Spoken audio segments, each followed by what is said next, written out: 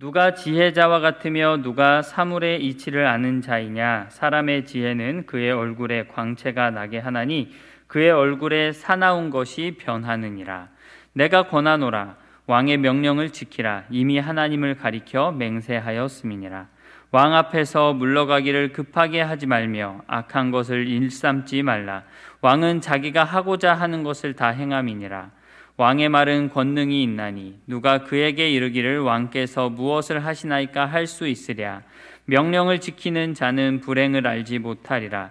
지혜자의 마음은 때와 판단을 분별하나니 무슨 일에든지 때와 판단이 있으므로 사람에게 임하는 화가 심함이니라.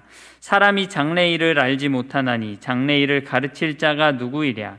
바람을 주장하여 바람을 움직이게 할 사람도 없고 죽는 날을 주장할 사람도 없으며 전쟁할 때를 모면할 사람도 없으니 악이 그의 주민들을 건져낼 수는 없느니라. 내가 이 모든 것들을 보고 해 아래에서 행하는 모든 일을 마음에 두고 살핀즉 사람이 사람을 주장하여 해롭게 하는 때가 있도다. 그런 후에 내가 본즉 악인들은 장사 지낸 바 되어 거룩한 곳을 떠나 그들이 그렇게 행한 성읍 안에서 잊어버린 바 되었으니 이것도 헛되도다. 악한 일에 관한 징벌이 속히 실행되지 아니하므로 인생들이 악을 행하는 데에 마음이 담대하도다. 죄인은 100번이나 악을 행하고도 장수하거니와 또한 내가 아노니 하나님을 경외하여 그를 경외하는 자들은 잘 될 것이요 악인은 잘되지 못하며 장수하지 못하고 그날이 그림자와 같으리니 이는 하나님을 경외하지 아니함이니라.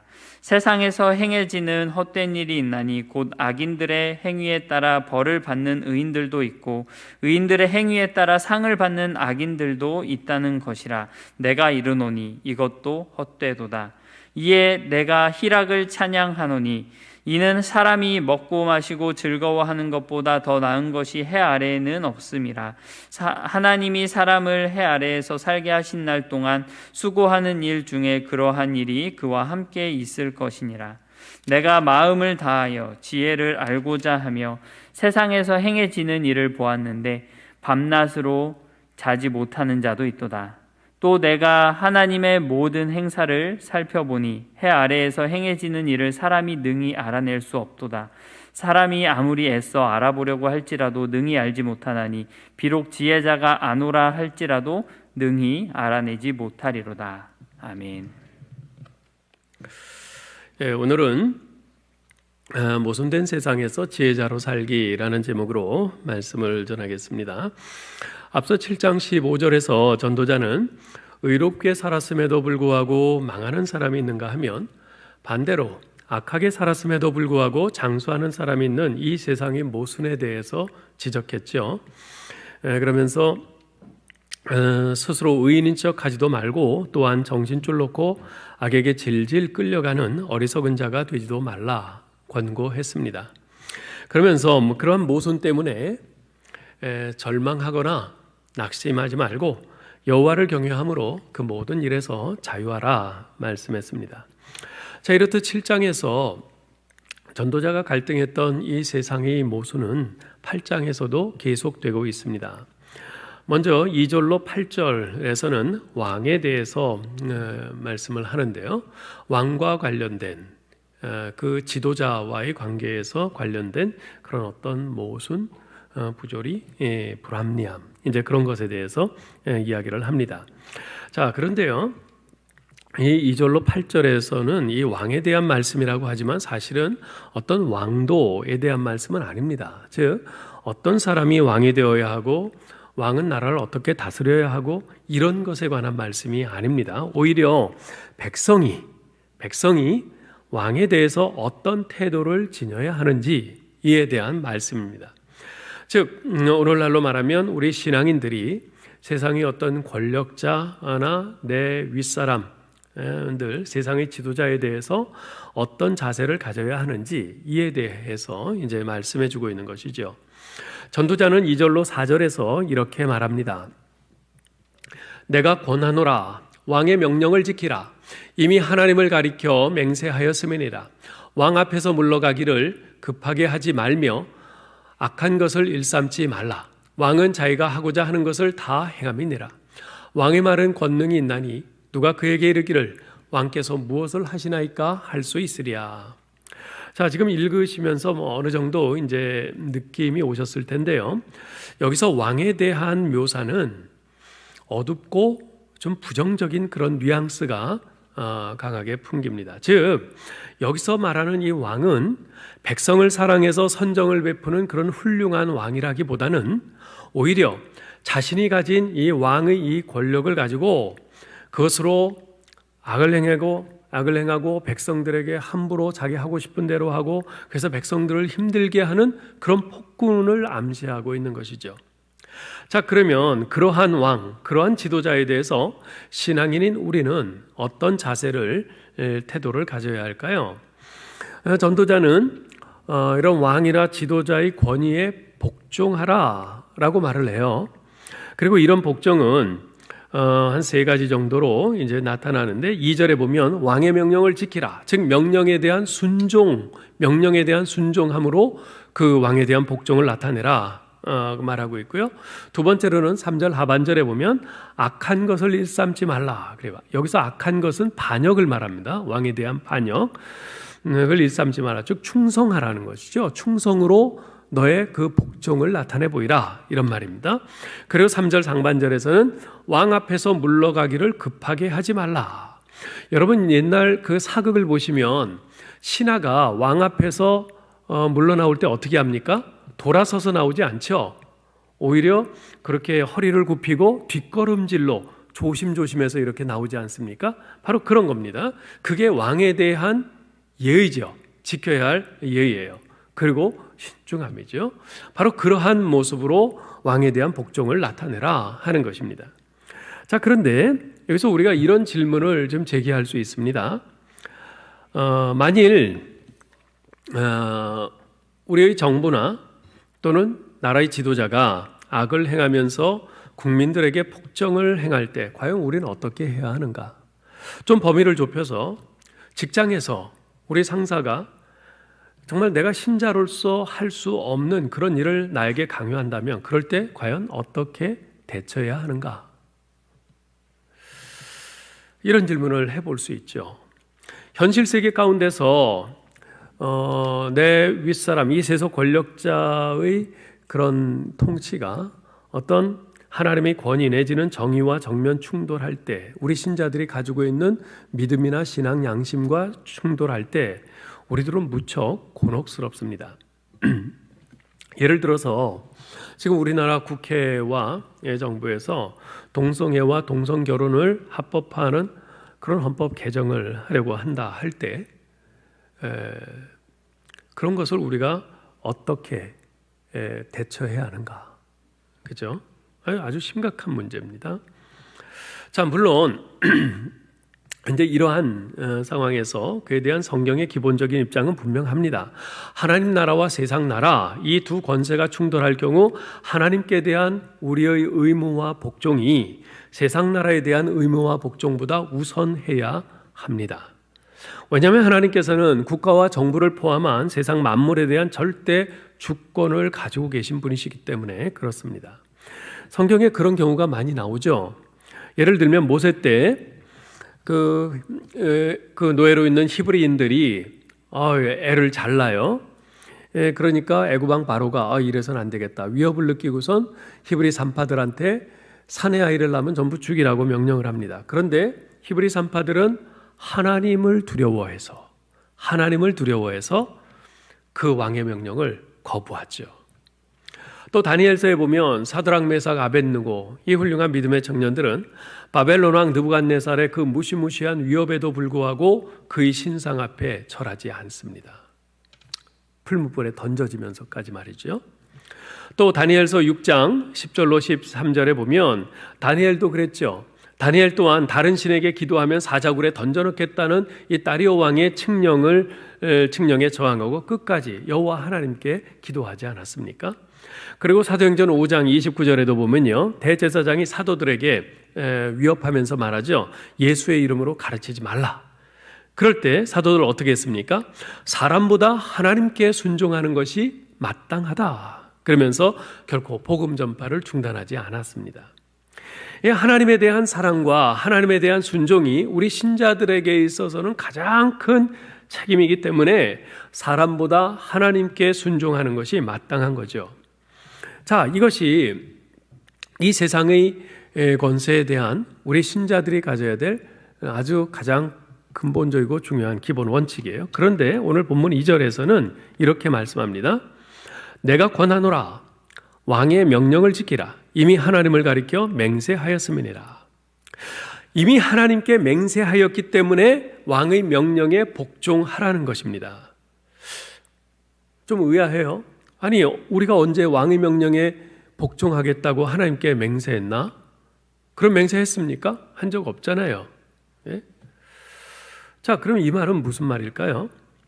여러분, 사실 이 말씀은요, 천하 만물을 다스리시는 하나님의 절대 주권과 섭리에 관한 말씀입니다.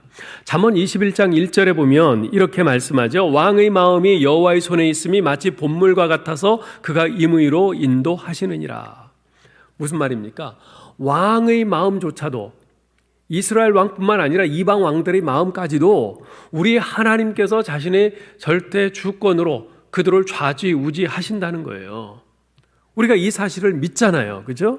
우리는 이 사실을 믿습니다 하고 그렇게 아멘하지 않습니까? 또 사도 바울은 로마서 13장 1절에서 이렇게 말씀해요. 각 사람은 위에 있는 권세들에게 복종하라. 권세는 하나님으로부터 나지 않음이 없나니 모든 권세는 다 하나님께서 정하신 바라. 그랬어요.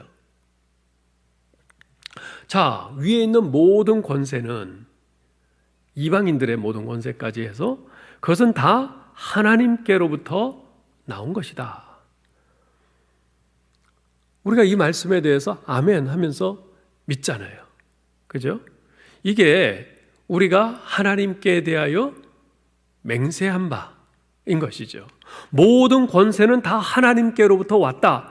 그 사람이 선한 권세자건 악한 권세자건 간에 하나님이 세우셨다. 이걸 우리가 믿는단 말이죠. 따라서 하나님이 세우셨다는 것을 믿으면 우리는 거기에 복종하는 거죠. 그 사람이 악한 권세자라 할지라도. 우리는 세상이 아무런 목적 없이 그냥 우연히 돌아가는 것이 아니라 만물의 창조 주신 우리 하나님께서 자신이 만든 모든 것을 제비새끼 한 마리에 이르기까지 먹이시고 입히시고 돌보신다는 이 사실을 우리는 믿습니다. 만물은 칼빈에 의하면 하나님의 은밀하신 손길에 의해서 유지가 됩니다. 우리 눈에 보이지 않지만 하나님께서 이 온 세상 만물을 보이지 않는 하나님의 은밀한 손길로 다 주관하시고 다스리시고 섭리하고 계세요.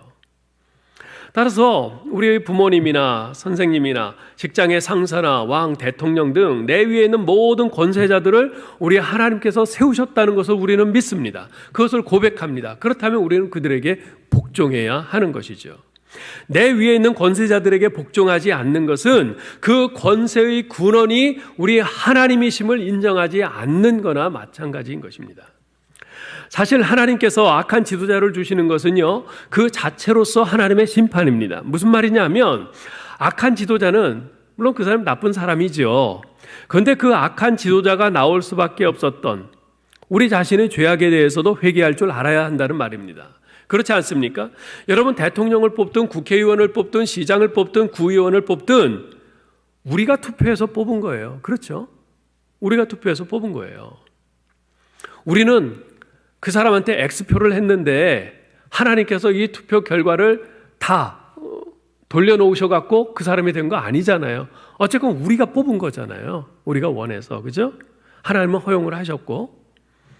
자, 그런데 우리가 선거할 때는 그 후보자의 인품이나 도덕성이나 그 사람의 사상이나 그 사람의 정책, 정견 이런 것은 별로 안 보고 그 사람 출신지가 어디냐, 예? 저 사람이 되는 것이 나에게 유리하냐, 주로 그런 거 생각하고 뽑잖아요. 그렇게 해놓고선 나중에 자기 마음에 안 든다고 욕을 합니다. 여러분, 지도자 권세자를 욕하기 전에 먼저 우리 자신을 돌아보고 회개해야 하는 것입니다. 하나님께서 또한 선한 왕만 사용하셨습니까? 그렇지 않습니다. 악한 왕도 사용하셨어요. 하나님께서 북왕국 이스라엘에 대한 심판의 도구로 아수르 왕 사네립을 사용하셨죠. 남왕국 유다에 대한 심판의 도구로 바벨론 왕 느부갓네살을 사용하지 않으셨습니까? 이처럼 악한 왕도 하나님께서 사용하시는 도구가 될 수 있다는 이 시각을 우리가 가져야 합니다. 여러분, 우리들의 부모님께 우리가 순종하는데 우리 부모님들이 다 완벽하시고 다 훌륭하시고 그분들이 다 옳으셔서 순종합니까? 그렇지 않아요. 우리 부모님들도 옳지 않을 때도 있어요. 우리 부모님들도 완벽하지 않아요. 틀릴 때도 있단 말이죠. 그럼에도 불구하고 우리는 순종합니다. 왜요? 하나님께서 우리에게 세워주신 우리 위에 계신 권세, 우리 부모님이시기 때문에 순종해야 되는 것이죠. 옳을 때만 순종한다 하는 논리는 엉터리입니다. 내 위에 있는 권세자가 옳기 때문에 순종하는 것이 아니라 그를 세우신 우리 하나님, 하나님으로부터 그의 권력이, 그의 권세가 나온 것임을 우리가 믿기 때문에, 그를 세우신 우리 하나님의 그 무슨 뜻이 있음을 우리가 믿기 때문에 우리가 순종하는 것입니다. 자, 그런데 5절 6절에서는 이렇게 말합니다. 명령을 지키는 자는 불행을 알지 못하리라. 지혜자의 마음은 때와 판단을 분별하나니 무슨 일에든지 때와 판단이 있으므로 사람에게 임하는 화가 심함이니라. 무슨 말입니까? 여러분, 여기 나오는 단어 하나하나는 어려운 게 없어요. 우리가 다 아는 단어예요. 그런데 이 구절은 모르는 단어가 없음에도 불구하고 잘 이해가 안 돼요. 그죠? 이런 성경 구절들이 꽤 있죠. 그래서 새번역 성경을 보면 이 구절 의미를 좀 더 쉽게 이렇게 번역을 해놨는데 한번 보세요. 왕의 명령을 지키는 일은 안전하다. 지혜 있는 사람은 언제 어떻게 그 일을 하여야 하는지를 안다. 우리가 비록 장래일을 몰라서 크게 고통을 당한다 해도 모든 일에는 알맞은 때가 있고 알맞은 방법이 있다. 조금 더 쉽게 들어오죠. 무슨 말이냐면 좀 전에 말씀드리기를 악한 왕이라 할지라도 하나님께서 세우셨고 섭리하고 계심을 우리가 믿고 복종해야 한다고 했어요. 그런데 그보다 바로 앞서 뭐라고 했어요? 하나님 나라와 세상 나라, 이 두 권세가 충돌할 경우 하나님에 대한 우리의 의무와 복종이 세상의 권세자들에 대한 의무와 복종보다 앞선다, 우선해야 한다, 그걸 따라야 된다, 이렇게 말씀드렸어요. 자, 그러면 악한 왕, 악한 권세자들에게 복종해야 할 때는 언제이고 불복종해야 할 때는 언제인가, 그리고 불복종한다면 구체적으로 어떤 방식으로 할 것인가, 이런 문제가 대두가 됩니다. 지금 이 말씀을 하는 겁니다. 지혜 있는 사람은 이런 것을 분별하고 판단할 수 있다는 겁니다. 언제 악한 왕에게 불복종해야 될지, 어떻게 그 불복종해야 될지, 지혜 있는 사람은 그것을 안다는 것이에요. 따라서 지혜를 구해야 합니다. 여러분, 다니엘이 그 대표적인 사람 아니겠어요? 우리가 뒤에도 잠깐 말씀드리겠습니다만, 이 다니엘은요, 그 바벨론의 포로로 끌려갔잖아요. 포로로 갔는데 이 바벨론에서는 포로로 잡아온 사람들 가운데 똑똑한 이제 젊은이들, 소년들을 뽑아가지고 그들에게 이 바벨론의 학문을 가르치고 바벨론의 언어를 가르치고 바벨론의 음식을 먹게 하면서 바벨론 사람으로 그렇게 키우려고 해요. 다니엘과 사드락, 메삭, 아벳느고 그 세 친구들에게도 그런 이제 위기가 닥쳤죠. 그때 다니엘과 세 친구가 어떻게 했어요? 다니엘이 말을 하죠. 그 황관장에게 우리에게 열흘 동안만 채식을 주어 먹게 하십시오. 그러고 나서 열흘 지난 후에 과연 채식만 먹은 우리가 더 피부라든지 건강이 괜찮은지, 아니면 왕의 음식을 먹은 사람들이 더 괜찮은지, 그걸 보고 그 결과에 따라서 황관장이 원하는 대로 행하십시오. 그렇잖아요. 여러분 잘 보세요. 다니엘은요, 그때 나는 하나님을 믿는 사람으로서 이방 왕이 주는 이런 이방 음식 못 먹겠소 하면서 단식 투쟁하지 않았어요. 지혜롭게 행했어요. 그래가지고 결국 그 열흘 후에 이 환관장이 보니까 채식만 먹는데도 얘네들이 얼굴빛도 광채가 나고 더 괜찮거든요. 그래서 결국 왕의 음식은 먹지 않아도 되게 됐죠. 예. 이 다니엘처럼 이 악한 권세자들에게 타협하지는 않되 매사에 신중하고 지혜롭게 예의 바르고 충성스럽게 부지런하면서 때로는 부당한 대우도 견디면서 그렇게 해서 결국은 우리 하나님의 사람으로 온전히 설 수가 있었죠. 우리 주님께서 마태복음 10장 16절에서 말씀하십니다. 그러므로 너희는 뱀같이 지혜롭고 비둘기같이 순결하라. 여러분, 우리가 순결한 믿음, 그것은 절대 타협할 수 없어요. 믿음의 순결성은 절대 타협할 수 없어요. 양보할 수 없어요. 그런데 그 믿음의 순결성을 이 세상에, 이 시대의 그 다양한 상황 속에서 그것을 어떻게 지키고 어떻게 발휘하고 지켜나가느냐, 표현해 나가느냐, 그 부분에 있어서는 방법론이 필요해요. 지혜가 필요해요. 그래서 지혜를 구하라는 거죠. 한편 전도자는 힘 있는 자가 약한 자를 억압하고 해롭게 하는 불의한 현실에 관해서 언급을 합니다. 9절 보세요. 내가 이 모든 것을 보고 해 아래서 행하는 모든 일을 마음에 두고 살핀즉 사람이 사람을 주장하여 해롭게 하는 때가 있도다. 여기서 사람이 사람을 주장하여 해롭게 한다 그랬는데요. 여기 앞에 나오는 사람은 힘 있는 사람을 말해요. 두 번째 뒤에 나오는 사람은 힘 없는 사람, 가난한 사람, 연약한 사람을 의미해요. 네. 즉 갑과 을이죠. 이 힘 있는 자가 연약한 자를 억압하고 해롭게 한다는 뜻입니다. 이 해 아래, 즉 타락한 이 세상, 하나님을 등진 이 세상에는요 이런 일이 비일비재합니다. 이 세상은요 유전무죄, 무전유죄, 즉 가진 자의 논리가 지배하는 세상입니다. 일단 힘을 손에 쥐면 법마저도 문제될 것이 없다고 생각을 해요. 아무리 죄를 범해도 가진 바 권력과 돈으로 법망을 유유히 빠져나갑니다. 사랑하는 성도 여러분, 권력이나 재물이나 어떤 직책이나 재능, 이것들은 모두 일종의 힘입니다.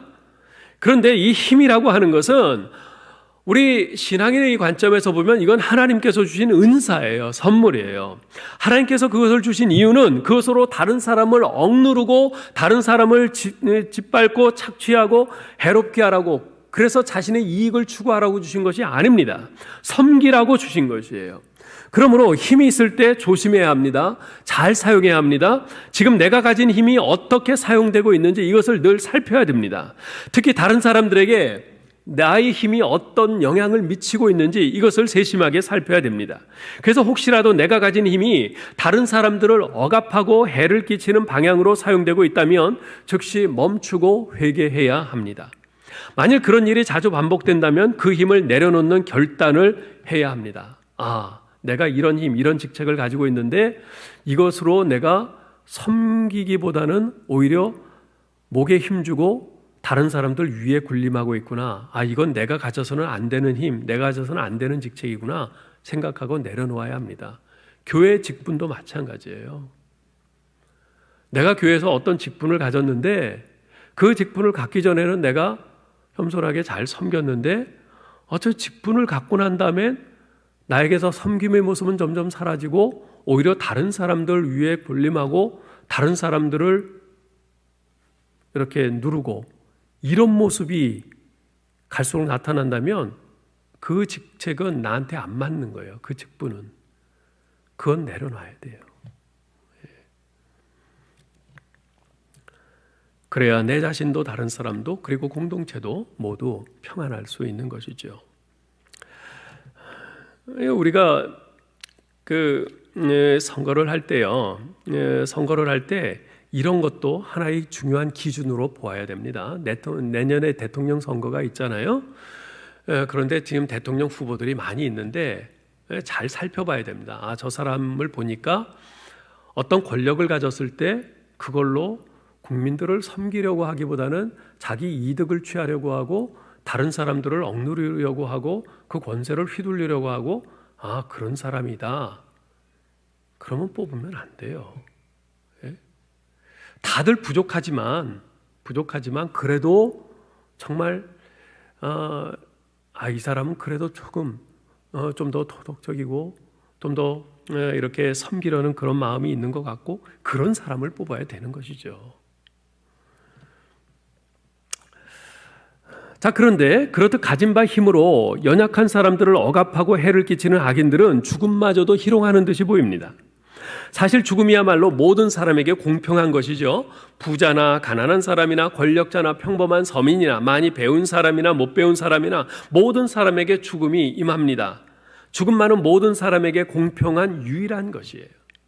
그런데 실상은 그렇지 않은 것처럼 보여요.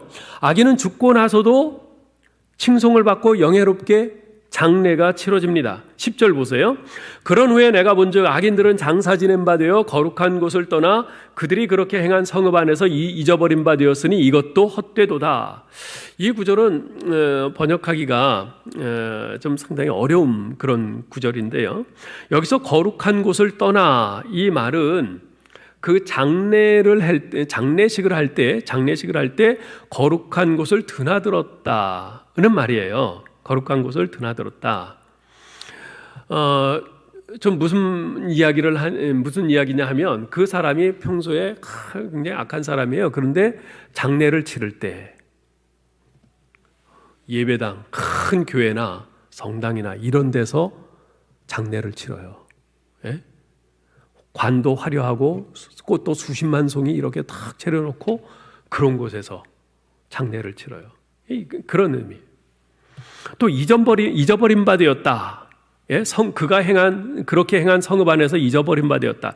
이 말은 무슨 말이냐 하면은 이 사람이 행한 악행을 사람들이 잊어버린다는 거예요. 그리고선 칭송을 해요. 미화를 해요. 그 사람의 삶을. 예? 그래서 이 10절은 이렇게 번역할 수 있어요. 그런 후에 내가 본즉 악인들은 장사 지낸 바 되어 거룩한 곳을 드나들었으며 그들이 그렇게 행한 성읍 안에서 칭송을 받은 바 되었다. 예? 이런 말이죠. 그렇듯 자신들이 가진 힘으로 약한 자들을 괴롭히고 이득을 취하고 떵떵거리며 산 악인들, 원래대로라면 죽을 때만큼은 저 냄새나는 다리 밑에서 아무도 찾아와주는 이 없이 쓸쓸하게 죽어야 마땅한데 그렇지 않고 오히려 그런 악한 자들은 죽어서도 최고로 좋은 장례식장이나 멋있는 성당 혹은 큰 사찰 이런 곳에 시신이 안치되고 수십만 송이 꽃들로 쫙 장식이 되고 수많은 사람들이 찾아와서 조문을 하고 그가 행한 악행은 누구도 언급하지 않고 오히려 입에 발린 말로 막 칭송을 하고 미화한단 말이에요.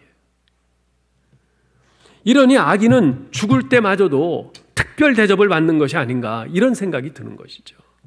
게다가 11절 보세요. 악한 일에 관한 징벌이 속히 실행되지 아니하므로 인생들이 악을 행하는 데에 마음이 담대하도다. 악인들의 악행이 드러나는 즉시 심판이 행해지고 처벌이 시행된다면 얼마나 시원하겠어요? 근데 현실은 그렇지가 않아요. 일단 그들의 악행이 드러나도 그들의 죄악상이 드러나도 재판을 해서 판결을 내리는 데까지 시간이 무척 오래 걸리지 않습니까? 돈이 많으니까 거대한 로펌에서 아주 영향력이 있는 그런 변호사들을 삽니다. 그래서 재판을 질질 끌면서 빠져나갈 구멍을 찾아요. 또한 권력이 있으니까 여기저기 압력을 넣고 청탁을 해서 사건을 흐지부지 만들어버립니다. 더 악한 자들은요, 증인을 매수하거나 증인을 없애버려요. 증거 인멸을 합니다. 그렇게 해서 오랜 시간에 걸쳐서 재판을 한 결과 무죄 방면되거나 처벌을 받아도 가벼운 형량을 받고 집행유예를 받아서 즉시 풀려납니다. 이것이 오늘날 우리가 수도 없이 많이 보고 듣는 현실 아니에요? 이렇다 보니까 사람들이 법 알기를 우습게 알아요. 악을 행하는데 점점 더 담대해집니다. 수단 방법을 가리지 않고 일단 돈과 권력을 손에 넣기만 하면 다른 문제들은 차후에 다 해결될 수 있다. 그렇게 생각하는 거죠. 그러나 전도자는 그러한 부조리한 현실 앞에서 탄식만 하지 않고 더 큰 시선으로 인생의 결말을 내다봅니다. 12절 13절 보세요. 죄인은 100번이나 악을 행하고도 장수하거니와 또한 내가 아노니 하나님을 경외하여 그를 경외하는 자들은 잘 될 것이요 악인은 잘 되지 못하며 장수하지 못하고 그날이 그림자와 같으리니 이는 하나님을 경외하지 아니함이니라. 의인은 흥하고 악인은 망하는 것, 이것이 제대로 된 세상이죠. 그러나 타락한 이 세상에서는 그런 기대나 바람대로 이 세상이 돌아가질 않습니다. 오히려 악인이 잘 되고 장수하는 것 같습니다. 그러나 악인의 번영이나 장수가 그들의 형통함이 그들의 인생이 옳았음을 말해주는 것은 아닙니다. 여러분 잘 기억하셔야 돼요. 악인의 형통함과 장수와 성공은 하나님의 축복이 아닙니다. 그것은 오히려 하나님의 저주입니다. 왜 그렇죠? 악행을 행하고 범죄하고 그랬는데 그 사람이 형통하고 잘 된다. 그 사람은 더욱더 하나님 앞에 방자해져요. 하나님께 등 돌리면서 점점 더 멀어져 갑니다. 하나님 안 믿어도 잘만 나가는데, 하나님 안 믿어도 성공만 하는데, 그러면서 점점 멀어지는 거죠. 그게 축복입니까? 저주지요.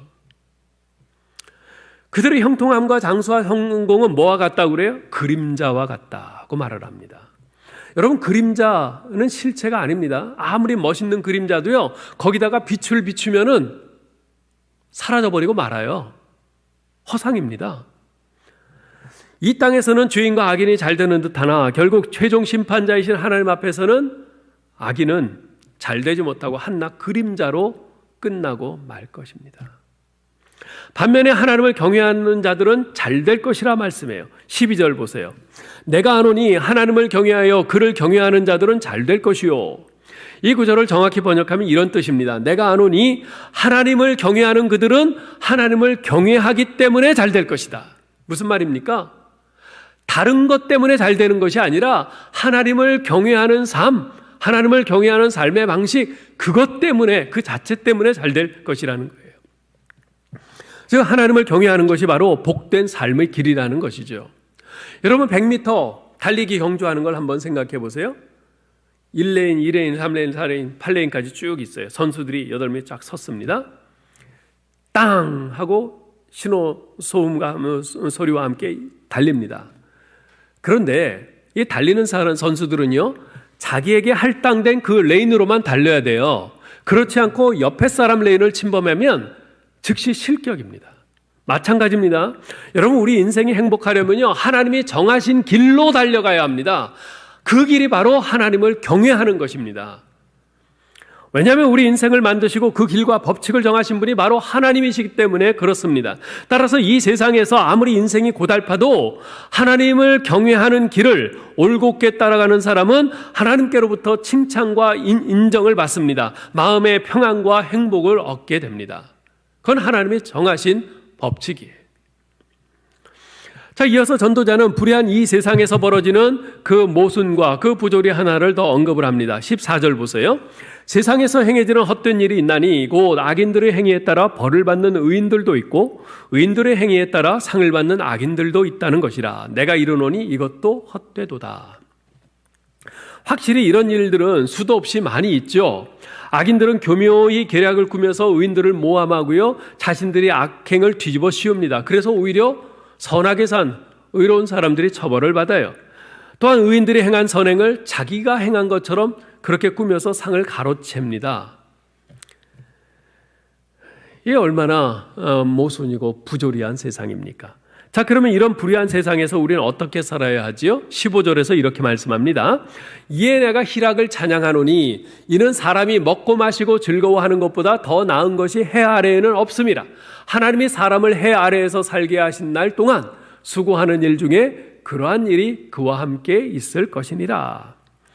이 구절은 얼핏 보면요, 어차피 모순과 부조리와 불의로 가득한 세상, 어차피 그렇고 그런 세상인데 부어라 마셔라 먹고 즐기자, 이런 일종의 허무주의처럼 보입니다. 그러나 사실은 이 구절은 그런 뜻이 아닙니다. 이 구절은요, 해 아래, 즉 타락한 이 세상에서 살아가는 인생에게 하나님께서 주신 삶의 법칙을 말해줍니다. 그 삶의 법칙이란 무엇인가? 우리가 땀 흘려 수고할 때 거기서 먹고 마시고 즐거워하는 기쁨이 따라오는데 그것을 추구하면서 누리며 만족해야 한다는 것입니다. 여러분 보세요. 14절에서 본 바와 같이 이 세상은요, 악인들이 저지른 악행을 오히려 의인들이 뒤집어 쓰고 벌을 받는 세상입니다. 이런 세상에서 내가 수고한 열매를 먹고 기쁨을 누린다면 그것은 참 감사하고 다양한 일 아니겠어요? 그렇지 못한 사람들도 많거든요. 여러분 보세요. 젊은 시절에 부부가 열심히 땀 흘려서 일하고 저축하고 그래서 겨우 전세 자금을 마련했어요. 그래서 이제 전세 집을 다 계약을 했어요. 그런데 전세 사기를 당해요. 우리가 오늘날 흔히 보는 일이잖아요. 자기가 수고하고 땀 흘렸는데 수고해서 땀을 흘린 그 열매조차도 먹지 못하는 것이 지금 이 세상이에요.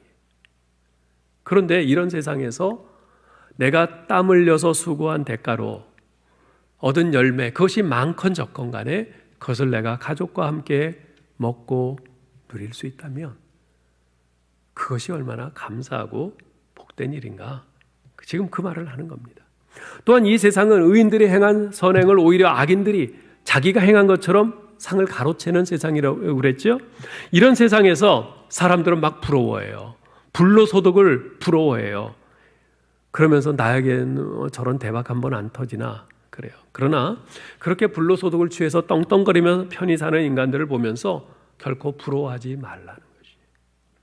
자신이 노력한 것 이상의 대박이 터지기를 꿈꾸지 말고 그저 하루하루 하나님을 경외하면서 주어진 일에 성실히 수고함으로써 그에 대한 대가로 주어지는 열매를, 그것이 많든 적든 감사히 받고 기쁨으로 누리는 것, 이것이 바로 이 타락한 세상을 살아가는 우리 인생에게 주신 행복한 삶의 법칙인 것이죠. 사랑하는 성도 여러분, 이 세상에는요, 인생에게 고통을 주는 부조리한 악도 있지만 하나님께서 주시는 평범한 삶의 행복도 있습니다. 이 평범한 삶의 행복, 이것이 얼마나 귀한 것인지 몰라요. 정의를 상실한 사회보다 더 위태로운 것은 사람이 마땅히 분노할 용기마저 상실하는 것이고 또한 마땅히 누려야 할 그 소소한 작은 행복마저 포기하는 것이에요. 저는 우리 사회가 지금 그렇게 되어가는 것만 같아서 정말 안타깝고 가슴이 아픕니다. 따라서 하나님의 백성된 우리들은요, 이 세상의 이러한 불의와 모순과 부조리를 보면서 에이 이 썩을 놈의 세상 그러면서 한탄하기보다 하나님을 신뢰하고 경외하는 가운데 하나님께서 우리 인생에 허락하시는 매일매일의 그 소소한 기쁨을 누리며 감사하는 삶을 살아야 합니다. 그것이 이 세상에 하나님을 믿는 믿음으로써 어떤 결과가 주어지는가에 대한 아주 강력한 증거가 또한 됩니다. 우리가 로또에 맞아서 대박을 터뜨리고 그런 것이 이 세상에 하나님 믿음으로써 주어지는 행복의 결과가 아니에요. 증거가 아니에요.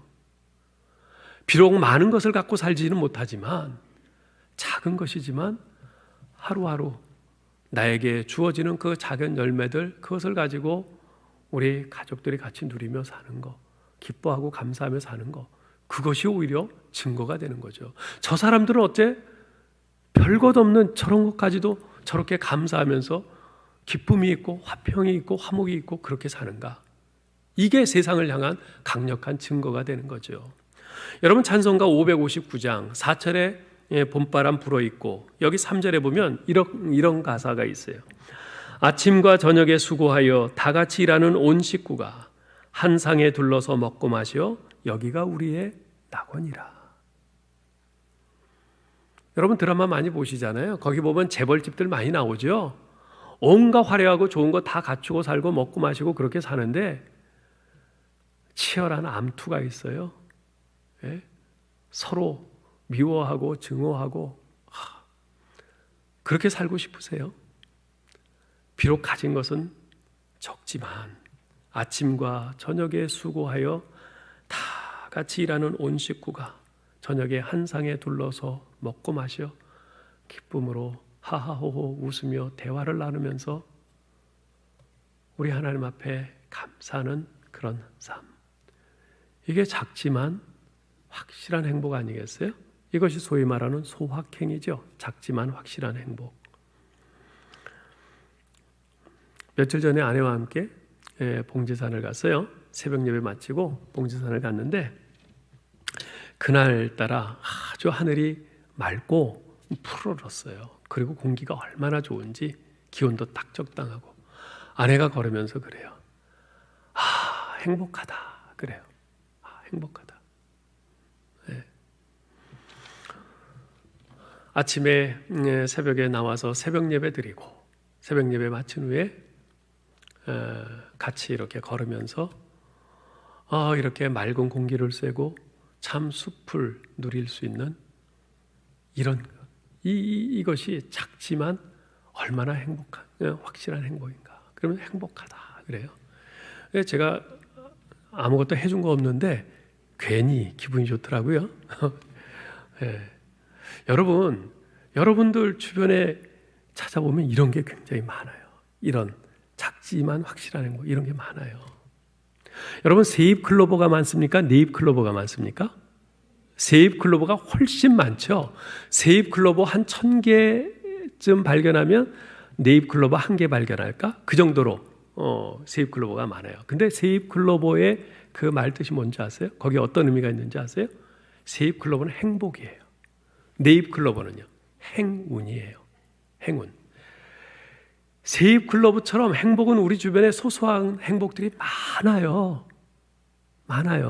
그런데 사람은 어떤 대박 터뜨리는 거, 그것만을 행복으로 알고 그걸 찾으려고 해요. 그건 사실 어쩌다 발견될까 말까한 그야말로 행운인데, 예? 행운이 있어야 발견되는 것인데 그걸 찾고 그거 없으면 행복하지 못하다고 생각해요. 아니에요, 여러분. 여러분 지금 건강한 남편, 아내, 자녀들 있는 거, 이거 행복이에요. 예? 지금 뭐 월급이 많지 않아도 직장 있는 거, 이거 행복이에요. 예? 우리 자녀들이랑 우리 가족들이 이렇게 같이 함께 교회 나올 수 있는 거, 이것처럼 큰 행복이 어디 있어요? 이렇게 찾아보면 하나하나 얼마나 많은 그런 행복들이 우리 주변에 널려 있는지 몰라요. 눈을 뜨고 그걸 보고 그걸 감사하고 기뻐하고 그걸 누리라는 거지. 그토록 전도자는 16절 17절에서 이런 고백을 합니다. 내가 마음을 다하여 지혜를 알고자 하며 세상에서 행해지는 일을 보았는데 밤낮으로 자지 못하는 자도 있도다. 또 내가 하나님의 모든 행사를 살펴보니 해 아래에서 행해지는 일을 사람이 능히 알아낼 수 없도다. 사람이 아무리 애써 알아보려고 할지라도 능히 알지 못하나니 비록 지혜자가 아노라 할지라도 능히 알아내지 못하리로다. 전도자는 자신이 아무리 모든 지혜를 동원해서 살펴보고 생각해 보아도 해 아래에서 행해지는 일을 사람이 능히 알 수 없다. 3번이나 반복해서 말합니다. 그렇습니다. 아무리 솔로몬같이 천하에서 뛰어난 지혜자라도, 가장 완벽한 사람이라도 하나님이 하시는 모든 일을 다 알지는 못합니다. 사람의 지혜는 한계가 있어요. 우리는 하나님이 하시는 일을 다 알지 못하고 왜 하나님께서 이러한 불의를 허용하시는지, 왜 인간 세상에 이런 모순과 이런 부조리들을 하나님이 그냥 허용하시는지 우리는 알지 못합니다. 그래서 이사야서 55장 8절 9절에서 이런 말씀을 하시죠. 이는 내 생각이 너희의 생각과 다르며 내 길은 너희의 길과 다름이니라. 여호와의 말씀이니라. 이는 하늘이 땅보다 높음 같이 내 길은 너희 길보다 높으며 내 생각은 너희 생각보다 높음이니라. 사도 바울도 로마서 11장 33절에서 말합니다. 깊도다 하나님의 지혜와 지식에 풍성하며 그의 판단은 헤아리지 못할 것이며 그의 길은 찾지 못할 것이로다. 예. 여러분, 우리는 우리 자신의 한계를 인정하며 사는 법을 배워야 합니다. 우리는 하나님의 모든 행사를 다 이해하지 못해요. 우리는 삶에서 하나님이 주시는 지혜를 활용해야 하지만 그럼에도 불구하고 이 땅에는 우리가 헤아리지 못하는 하나님의 신비가 얼마든지 많다는 사실을 인정해야 합니다. 따라서 우리는 오직 하나님을 경외하는 가운데 우리에게 주어진 삶의 분량을 성실히 감당하면서 그 안에서 기쁨과 감사로 또 겸손으로 살아야 하는 것이죠. 이제 말씀을 맺겠습니다. 오늘날 우리가 살고 있는 이 시대는 그야말로 참 갈수록 뒤죽박죽이 되어가는 것 같아요. 옳은 것이 그른 것 취급을 당하고 그른 것이 옳은 것 취급을 당해요. 오늘날 우리 문화는요, 얼마나 죄를 당연한 것으로, 의를 이상한 것으로 여기는지 절망스러울 때가 한두 번이 아닙니다. 일례로 동성애를 지지하면 지성인 취급을 받아요. 동성애를 반대하면 성소수자를 차별하고 사랑이 없는 편협한 비지성인으로 그렇게 낙인을 찍고 몰아붙입니다. 이렇듯 기독교 신앙과 도덕적으로 붕괴된 문화가 서로 얼굴을 맞대고 대치하고 있는 이런 상황 속에서 우리가 서 있고 살고 있습니다. 이런 상황 속에서 우리는 마치 2000년 전에 예수님께서 바리새인들로부터 가이사에게 세금을 바치는 것이 옳으냐 바치지 않는 것이 옳으냐 대답하라, 이런 요구를 받으셨듯이 우리 또한 오늘 자 너희는 어찌할 것이냐, 너희 대답은 뭐냐, 어떤 것을 선택할 것이냐 대답해봐라 요구하고 압박을 받습니다. 그러한 요구 압박은 세속 정부의 권세를 등에 업고 갈수록 거세게 교회와 우리 성도들을 옥죄어 올 것입니다. 자, 그렇다면 우리는 어떻게 이 암울한 난국을 헤쳐나갈 수 있을까요? 그래서 우리에게 지혜가 필요합니다. 지혜가 필요합니다. 전도자는 1절에서 이렇게 말씀합니다. 누가 지혜자와 같으며 누가 사물의 이치를 아는 자이냐? 사람의 지혜는 그의 얼굴에 광채가 나게 하나니 그의 얼굴이 사나운 것이 변하느니라. 여기서 사물의 이치를 안다는 말은요, 원문대로 하면 사물을 해석한다는 뜻입니다. 즉 지혜자란 바로 어떤 사물이나 사건을 해석할 줄 아는 사람, 그가 지혜자라는 것이에요. 바로 이겁니다. 여러분, 과거 요셉은요, 하나님께서 자신을 애굽의 노예로 팔리게 하시고 10수년 동안을 그렇게 고생하게 하신 것이 바로 애굽 왕 바로의 꿈을 해석하게 하신 것이라, 그렇게 믿었어요. 네. 그와 마찬가지로 우리는 하나님께 이 시대를 해석할 수 있는 지혜를 달라고 간구해야 합니다. 그 지혜란 달리 말하면 이 시대를 바라보는 하나님의 관점을 의미합니다. 여러분, 어째서 그러한 하나님의 관점이 필요합니까?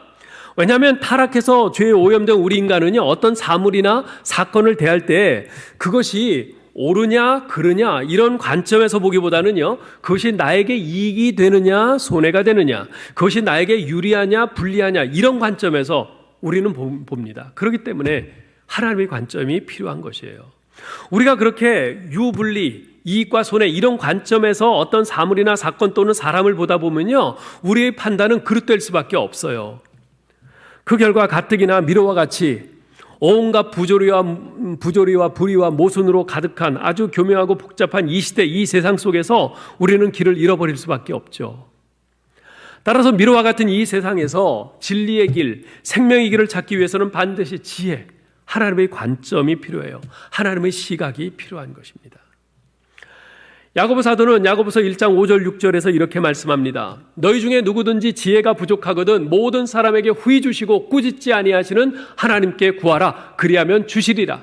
오직 믿음으로 구하고 조금도 의심하지 말라. 의심하는 자는 마치 바람에 밀려 요동하는 바다 물결 같으니 지혜를 구하라고 하세요.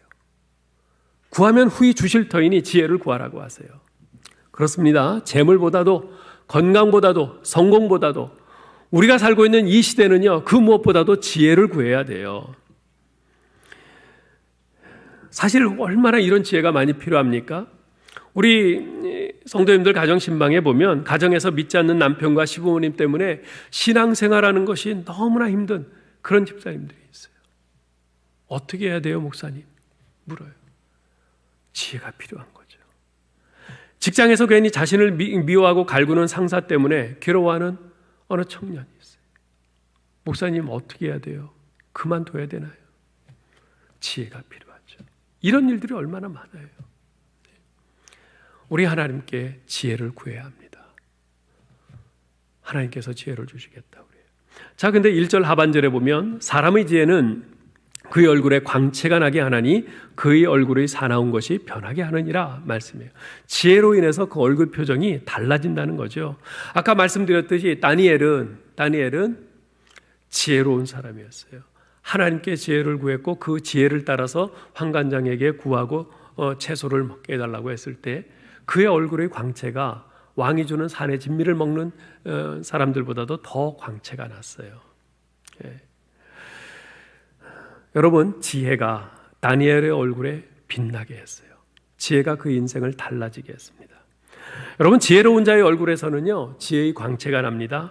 정직하면 얼굴에서 정직의 광채가 나고요, 감사하면 감사의 광채가 납니다. 기뻐하면 기쁨의 광채가 납니다. 겸손하면 겸손의 광채가, 온유하면 온유함의 광채가, 선하면 선함의 광채가 납니다. 의로우면 의로움의 광채가, 거룩하면 거룩함의 광채가 납니다. 여러분, 이러한 정직, 감사, 기쁨, 겸손, 온유, 선함, 의로움, 거룩, 이 모든 것이 다 지혜 안에 들어있어요.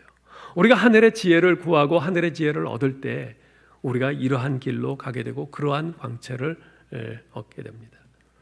지혜가 우리 인생을 달라지게 하고요, 지혜가 우리 환경을 이기게 합니다. 이런 지혜자가 있을 때 이 세상이 좀 더 살맛 나는 세상, 그런 세상으로 변화되는 것 아니겠어요? 우리 사랑하는 성도 여러분, 여러분 하나님께 지혜를 달라고 기도하십니까? 지혜 달라고 기도하세요? 하셔야 돼요. 온갖 모순과 부조리로 가득한 이 세상에서 우리가 하나님의 백성으로서의 그 순결한 믿음을 지키면서 세상의 빛으로 소금으로 살 수 있기 위해서는 하나님의 지혜가 필요합니다. 그 지혜를 구해야 돼요. 우리가 매일 일용할 양식을 위해 기도하듯이 또한 일용할 지혜를 위해서 기도해야 합니다. 하나님, 오늘 일용할 양식이 필요합니다. 허락해 주옵소서. 그렇게 기도하듯이 하나님, 오늘 제가 직장에서, 가정에서, 이웃 사람들과의 관계에서 하나님 지혜가 필요합니다. 오늘 일용할 지혜를 주옵소서. 기도해야 합니다. 이렇게 하나님께 일용할 지혜를 구하시고 하나님이 주시는 그 지혜로 참으로 모순과 부조리와 불의가 가득한 이 세상 속에서 하나님의 백성으로서의 순결한 믿음을 지키며 세상의 빛과 소금으로 살아가는 저와 여러분 될 수 있기를 주님의 이름으로 축원합니다. 하나님 은혜를 감사합니다. 참으로 모순과 부조리와 부의가 가득한 세상입니다. 이런 세상에 살면서 우리가 하나님의 사람으로서 믿음 지키며 살려고 할 때 참으로 답답하고 안타깝고 괴로울 때가 많습니다.